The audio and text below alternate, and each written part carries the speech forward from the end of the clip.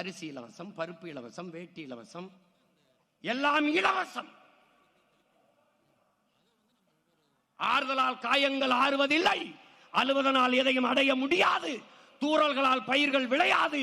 என் தேசத்தை நாசமாக்கிய ஒரே சொல் இலவசம் என்கிறார் தவ திரு குன்றக்குடி அடிகளார் அவர்கள். இலவசம். 1000 ரூபாய் அம்மாவுக்கு, 1000 ரூபாய் தங்கைக்கு, புதுமை பெண், 1000 ரூபாய் தம்பிகளுக்கு, தமிழ் மகன். இந்த இலவசத்தில் 6800 கோடி